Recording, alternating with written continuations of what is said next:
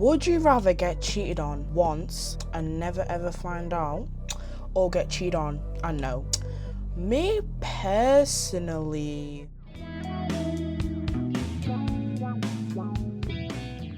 hey guys, it's me Catherine reporting live in the bonnet because I have some goddamn juicy questions, juicy statements to talk to you guys about today, and I just couldn't bother to whip the hair out. I did a whole makeup routine, but I couldn't bother to do the podcast earlier today because I was too damn tired. So let's get started. Before I move on, I want to talk about something that I was actually gonna do like a whole episode on. This is what this episode was gonna be about, but I was like, I just can't bother. So we're gonna do like a 5-second millisecond segment on it. So Love Island, UK Love Island to be specific, because US Love Island is a whole other ball game to dive into, and I just can't bother to do that. So Uppy, and his name, oh my god, people were actually frying that guy because of his name and how he pronounces it, but I think whatever. When Simba said to, oh my god, Uppy was finished. The second Uppy saw Simba entering the villa, oh my god, he looked like a stressed out uncle, honestly. This guy was breaking out his sweats. This guy was anxious. Angelista, that's awesome. Oh yeah, I want to take it slow. I like slow burn. But the second Simba walked into that villa, look, it was over.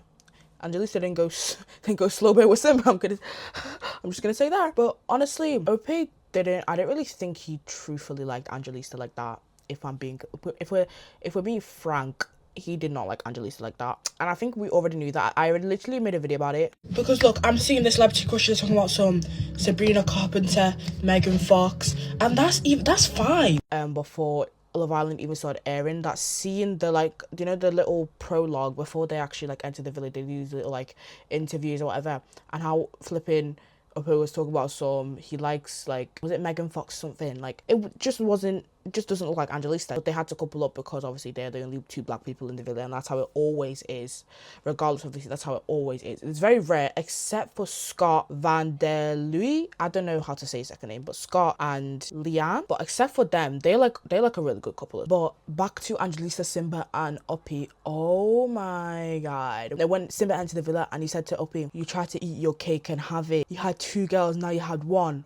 Was, bro. Oh my god, it was finished.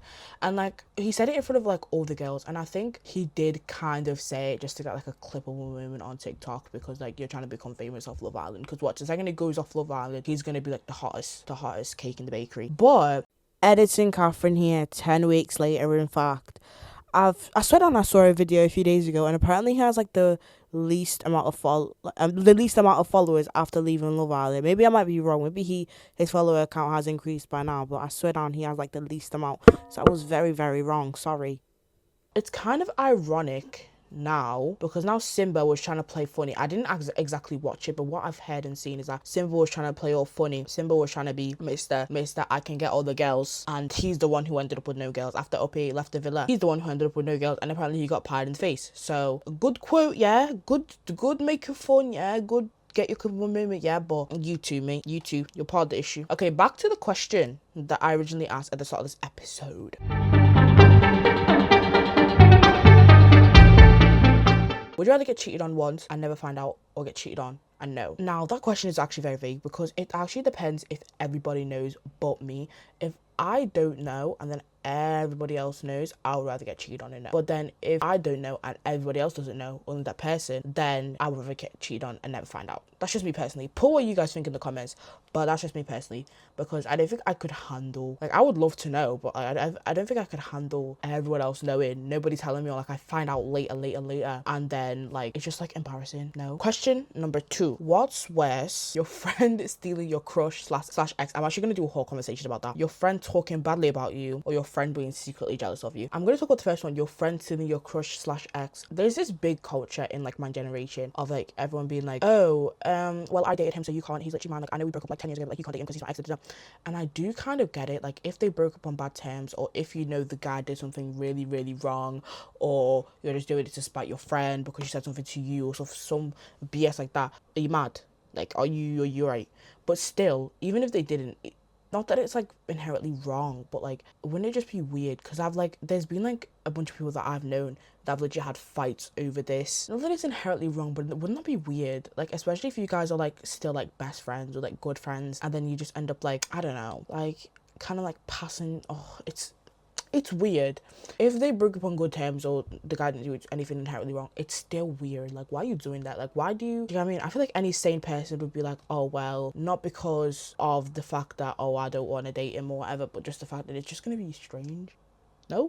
Second point, your friend talking badly about you. Honestly, if you and your friend are like besties and like you guys are like this, and then you find out your friends talking, which has happened to be on multiple occasions, and you find out your friends talking bad about you, that really, really hurts. That would actually really hurt. And then number two, your friend being secretly jealous of you. I think that's kind of the same as like the second one. I think it would be less. I think that's the least. I'm gonna rank them. I think that'll be the least bad. I don't really care, to be honest. Like secretly jealous, like I'm just gonna be like, okay, you want what I have. I think that's flattering, maybe. I don't know. Number two really depends on circumstances. Depends on how close you guys have been. Are you their best friend? Do you know that you're their best friend? Or are you their best friend? Or are they your best friend, or are you their best friend? Or if they're your best friend, that hurts, bro. Your friend talking badly about you is the worst. The friend stealing an ex/crush is the second worst, and your friends being secretly jealous of you is the last. Because like, there's so many cheating ones here, but like I feel like I wanna talk about something different. Okay, what's the petty? Put these in the comments, by the way.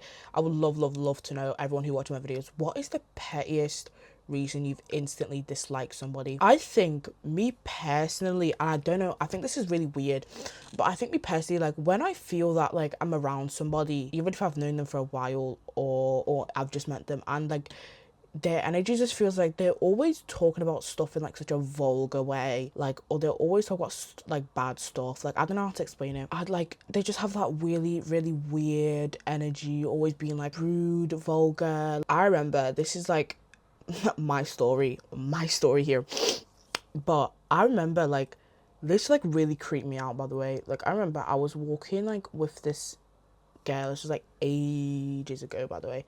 I was walking with this girl, and like we were walking next to like a canal, not a canal, like a river kind of thing. Like it was like a nice nature path, and she was like, I felt like I pushed you in here, or like what if you got pushed in here? That it instantly made me dislike her. Because why are you saying that? Like, is that not weird? Like, or like being like, oh yeah, like I know that this was a trend at one point, but I feel like if somebody did it to me, I would not find this funny. Oh, and nobody can hear you scream. That is so creepy, and that is so strange. I don't know. Like at one point, everyone is finding it really funny, but like I would generally start crying. Like if she'd elaborated more, I would have generally started crying. Because what's the biggest betrayal that isn't cheating? Number one, exposing secrets. Number two, switching up. Number three, choosing someone else. I don't know what choosing someone else. I don't know. That's very vague.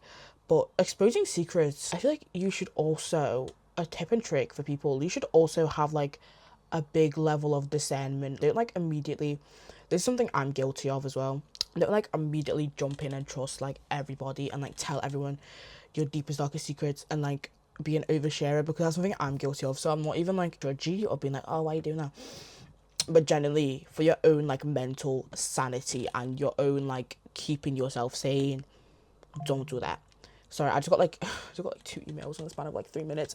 I need to check. What's gonna happen is when someone thinks they're vulnerable, when someone thinks you're vulnerable and they know every little detail about you, your life, something that can literally like make people look at you differently, they're gonna be dangling that over your head and be like, well, if you don't do what I say, I'm gonna do this to you, and da, da, da. Even if they don't do it, like I've said like 50 times, even if they don't do it, like saying, oh yeah, if you don't do this, I'm gonna expose your secret. If they're just like the second or after you tell them a secret, they start like being dry towards you, or being different, or just being weird, or maybe start talking to everybody else now that you've told them something or whatever, that's them like subconsciously holding it over your head, because you'll be thinking, wait, have they told this person about my secrets? Have they told you? And exposing secrets or having the thought that your secrets are going to be exposed can really, really play on your mental sanity and on your mental health. So my number one tip and trick, don't like tell nobody nothing. Don't tell nobody unless you guys are tight. Forever together, forever. Oh my god, no. Locked in. Tight like a booty hole. Then maybe. But if you've just like known the person for like a year, 6 months, keep your lips like this. So just thinking about it now, ranking them, I'm gonna put, I think switching up is something that you can like easily get over. In my experience, obviously you're gonna be hurt, like how can this person like say that, oh, that like we're tight like this, like we're cool, we're besties, and then like they just switch and like become friends with new people and whatnot. But then again, people grow and people change and people grow out of each other. That's happened to me so many times. But then again, it can really, really hurt. It can hurt a lot. But I think it's something that you can easily go over. So I think from worst at the top to least worst is exposing secrets is the worst, switching up is the second worst, and then choosing someone else is the least worst. Because I feel like choosing someone else, like what does that even mean?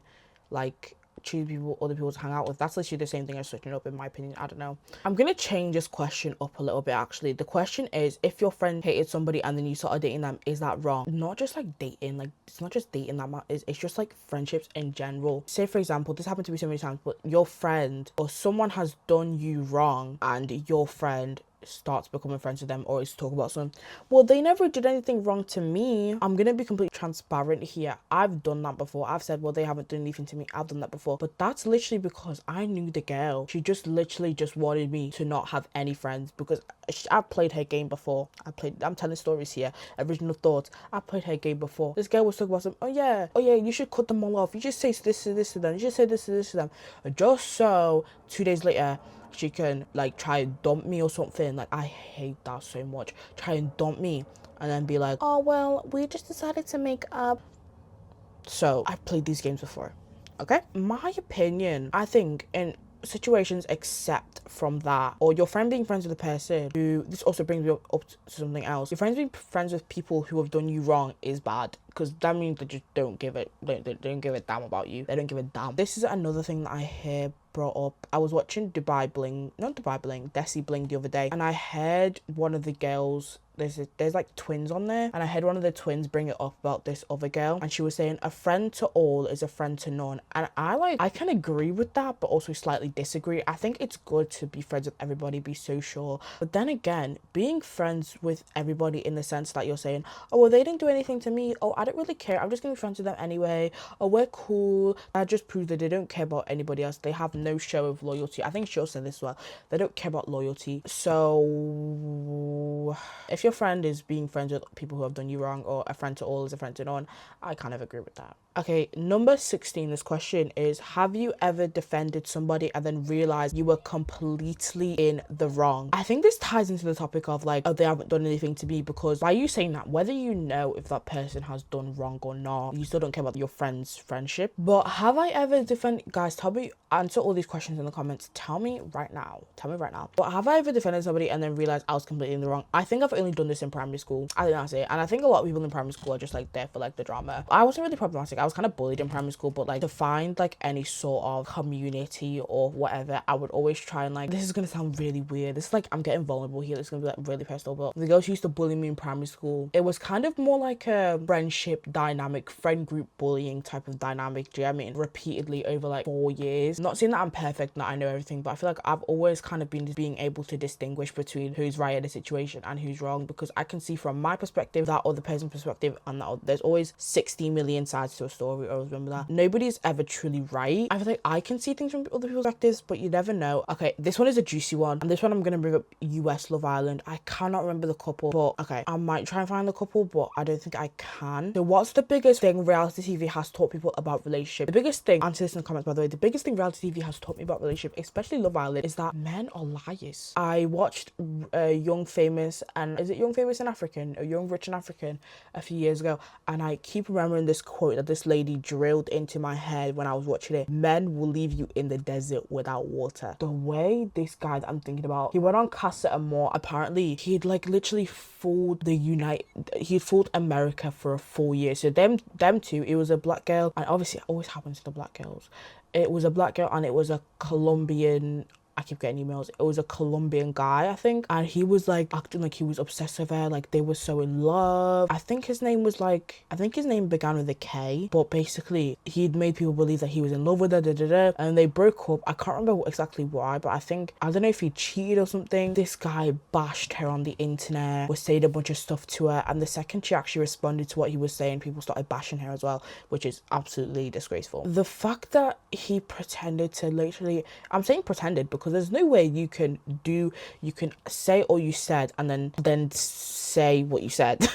Like, he was pretending that he was in love with her, saying, oh yeah, this is down the other, like doing all these cute things with her together, and then he literally broke up with her, and then he went on Casa Amor, and I think, or a show, another reality TV show, and then I think he was somewhere like, oh, I can't deal with black women anymore, oh, I hate black women, this is that and the other, like basically just saying a bunch of racist stuff. So you were literally pretending to be in love with her, because there's no way you can tell me that you hadn't developed these thoughts beforehand, that they just springed off, like these deep-rooted racist thoughts, that these didn't spring off after. You can't tell me that. These had to be there somewhere, like, so it was pretended. I'm gonna call it pretending because there's nothing else that you can call it. It was flipping pretended, sorry. The biggest thing reality TV has taught me about relationships: men are liars, men are leaving the desert without water. A lot of mistakes, a lot of things, especially in my generation, I've noticed a lot of things are like caused by guys, like girls fighting over guys. I actually hate that so much. Like, I can't stand that. Fighting over a guy, girls. Why are we setting feminism back 100 years? Like, what are we doing, please? Okay, the last like 3 questions I have for you guys today, 3 statements are: if somebody embarrasses you publicly, can you ever fully forgive them? No. That's a blank answer. No. I can never fully forgive the people that have tried to, or embarrass me publicly, or embarrass me in front of friends, or embarrass me in front of whoever. I can never forgive them. Like, and I don't think you should either, because embarrassing you publicly, embarrassing you, or talking bad about you, or doing stuff to you is bad in itself. But embarrassing you publicly in front of people that you have a good reputation with, or like embarrassing you in front of your crush, or embarrassing you in front of girls that don't like you, and like giving people ammunition to hate you or stuff like that, is really bad. Because it's kind of like a domino effect, because once someone has embarrassed you publicly, then people will start embarrassing you, whether public or private. People will start disrespecting you to your face, because you've already been embarrassed in front of who knows who. Like, you've been embarrassed, like, do you get what I mean? I think being embarrassed in public is like the height, and then everything else is under that. So once the height has happened, everything else will start happening, like a domino effect, like I just said. So that's my thoughts on that. Put your thoughts in the comments. I don't know what you guys think, but that's what I think about it anyway. And then, is it worse when your enemy dislikes you or when your friend? I think this is really obvious. Obviously when your friend dislikes you, because that's your friend, that's supposed to be someone you're tight with. Like, I kept saying tight, but like, that's someone who you're cool with, that's your bestie, that's your ride or die. Like, why would they dislike me? Why should they dislike me? Then that's pretty obvious. That's like a no-brainer. Obviously, when my friend dislikes me, why would my friend be disliking me? Why would I make friends with people who dislike me? And then the last question that I have for you guys today, before I sadly end the episode, and there's another 10 weeks before I upload a new episode, because this episode is probably gonna take me 10 weeks to edit, because I've got too much to do.